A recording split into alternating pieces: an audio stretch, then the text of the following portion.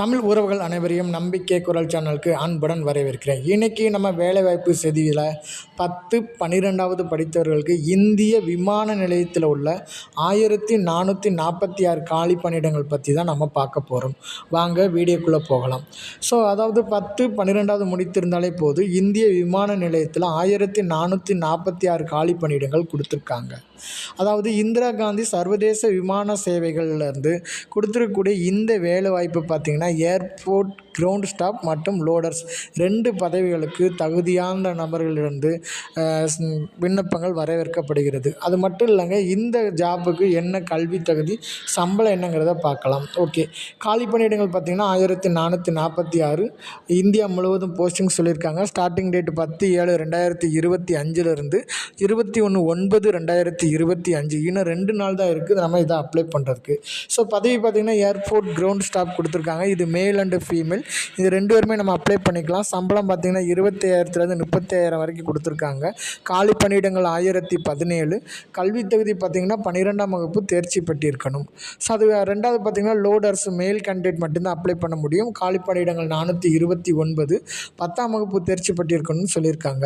வயது வரம்பை பொறுத்த வரைக்கும் 20 40 வயதுக்குள்ளே இருக்கணும்னு சொல்லியிருக்காங்க. விண்ணப்ப கட்டணம் பார்த்திங்கன்னா ஏர்போர்ட் கிரவுண்ட் ஸ்டாப்புக்கு 350,000, லோடர்ஸுக்கு 250,000 ஃபீஸ் நம்ம கட்டுற மாதிரி இருக்கும். தேர்வு செய்யும் முறை பார்த்திங்கன்னா ஏர்போர்ட் கிரவுண்ட் ஸ்டாப்புக்கு written exam, interview, medical test இருக்கும். அதே இது லோடர்ஸ் பதவிக்கு பார்த்திங்கன்னா ரிட்டன் எக்ஸாம் மற்றும் மெடிக்கல் டெஸ்ட் மட்டும்தான் இருக்குங்கிறத சொல்லியிருக்காங்க.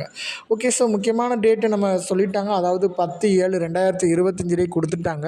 லாஸ்ட் டேட் பார்த்திங்கன்னா இன்னும் 2 நாள் இருக்குது. 21/9/2025 வரைக்கும் நம்ம அப்ளை பண்ணிக்கலாம். இதை நம்ம எப்படி அப்ளை பண்ணணும் அப்படின்னா www.IGIAVIADIASandelhi.com அப்படிங்கிற இணையதளத்தில் நம்ம அப்ளை பண்ணணும். இதுதான் அஃபீஷியலாக கொடுத்துருக்கக்கூடிய இணையதளம். அதாவது ரெக்ரூட்மெண்ட் நம்ம கொடுத்துருக்காங்க. இதில் என்ன ஜாப்புங்கிறத மென்ஷன் பண்ணியிருக்காங்க. அதாவது ஏர்போர்ட் கிரவுண்ட் ஸ்டாப் கொடுத்துருக்காங்க. 12th பாஸ் பண்ணியிருக்கணும். ஏஜ் வந்து 18 to 30 வயசு வரைக்கும் இருக்கணும். எக்ஸ்பெக்ட் சேலரி 35,000 வரைக்கும் சொல்லியிருக்காங்க.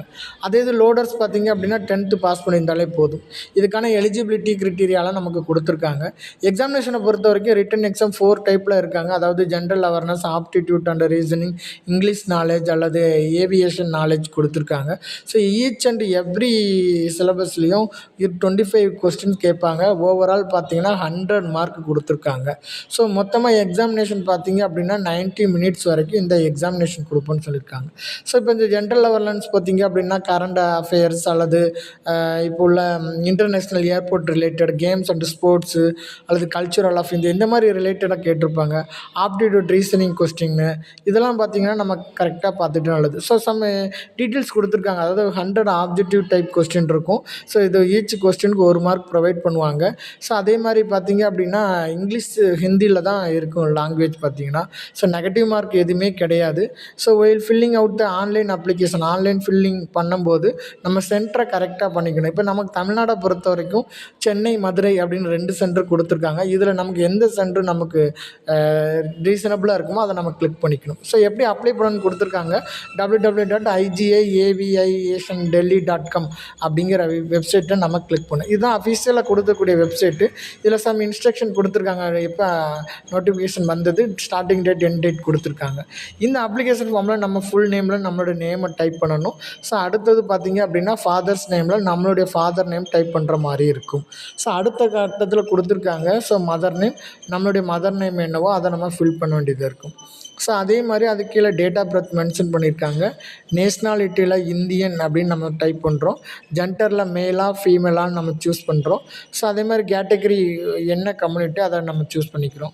அடுத்து மேரிட்டல் ஸ்டேட்டஸ் கொடுத்துருக்காங்க. எக்ஸாமினேஷன் சென்டர் அல்லது மதுரை அப்படின்னா மதுரை கொடுத்துக்கலாம், அல்லது சென்னை அப்படின்னா சென்னை, நமக்கு எது பக்கத்தில் இருக்குமோ அதை நம்ம சூஸ் பண்ணிக்கணும்.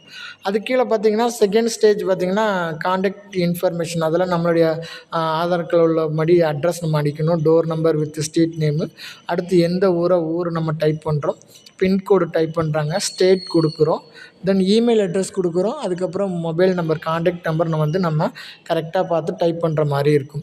ஸோ இது வந்து செகண்ட் ஸ்டேஜில் கொடுத்துருக்காங்க. தேர்ட் ஸ்டேஜ் பார்த்திங்க அப்படின்னா எஜுகேஷனல் குவாலிஃபிகேஷன் என்ன 12th 10th அல்லது டிகிரியான்னு கேட்டிருக்காங்க. ஸோ அதே மாதிரி நம்ம குவாலிஃபிகேஷன் கொடுத்த உடனே இங்கே போத் வேலைக்கு நம்ம அப்ளை பண்ணுறதுனாலும் என்ன செஞ்சுக்கலாம், ரெண்டையும் டிக் பண்ணிக்கலாம். ஸோ 2 எக்ஸாமுக்கு சேர்த்து ஒரே டைமில் எக்ஸாமினேஷன் ஃபீஸ் கட்டினா 2 ஜாபுக்கும் நம்ம அப்ளை பண்ணுற மாதிரி இருக்கும். ஸோ அதுலேயும் பார்த்திங்க அப்படின்னா HSC, SSLC, HSC கிராஜுவேஷன் கேட்டிருக்காங்க. ஸோ நம்ம SSLC எந்த ஸ்கூலில் படித்தோம், எந்த இயரில் என்ன போர்டில் படித்து எந்த இயரில் பாஸ் பண்ணோம், அதே மாதிரி தான் 12th பார்த்திங்க அப்படின்னா எந்த ஸ்கூலு, என்ன ஸ்டேட் போர்டா இல்லை சென்ட்ரல் போர்டான்னு கொடுக்குறோம், இயர் ஆஃப் எக்ஸாமினேஷன் கொடுக்குறாங்க. கிராஜுவேட்டோட பொறுத்த வரைக்கும் என்ன கோர்ஸு, அதே மாதிரி யூனிவர்சிட்டி என்ன யூனிவர்சிட்டியில் எவ்வளோ பெர்சன்டேஜ் ஆஃப் மார்க் எடுத்திருக்கோம் அப்படிங்கிறத நம்ம ஃபில் பண்ணுறோம். அது கீழே பார்த்திங்கன்னா ஆதார் டீட்டெயில் கொடுத்துருக்காங்க. இது ஆப்ஷனல் தான். ஆதாரில் உள்ளபடி ஃபுல் நேம் நம்ம டைப் பண்ணணும், அதே மாதிரி ஆதார் கார்டு நம்பரை டைப் பண்ண சொல்லியிருக்காங்க. ஸோ நம்ம தேவைன்னா கொடுத்துடலாம். கீழே பார்த்தீங்கன்னா ஃபோட்டோ, நமக்கு ஃபோட்டோ வேணுன்னா ஃபோட்டோவை சூஸ் பண்ணுறோம். ஃபோட்டோவை சூஸ் பண்ணிவிட்டு இங்கே சப்மிட் அப்படிங்கிற ஆப்ஷனை நம்ம கொடுத்தா போதும். நமக்கு பின்ன அடுத்த பேஜ் வந்து நமக்கு ஓப்பன் ஆகிடும். நம்ம என்ன டீட்டெயில்ஸ் எல்லாம் கொடுத்தோமோ அது ரிலேட்டடாக நமக்கு ப்ரிவ்யூ ஒன்று நமக்கு காமிக்குது. ஸோ அந்த ப்ரிவ்யூ நம்ம செக் பண்ணி பார்த்துட்டு நம்ம கரெக்டாக இருந்துச்சுன்னா அப்படின்னா பேமெண்ட் ஃபீஸ் தான் கட்டுற மாதிரி இருக்கும். ஓகே, ஸோ அவ்வளோதாங்க. இந்த ஜாப்புக்கு ஈஸியாக நம்ம அப்ளை பண்ணிடலாம். இந்த வீடியோ உங்களுக்கு பிடிச்சிருந்துச்சுன்னா லைக் பண்ணுங்கள், ஷேர் பண்ணுங்கள், சப்ஸ்கிரைப் பண்ணுங்கள். Thank you to all.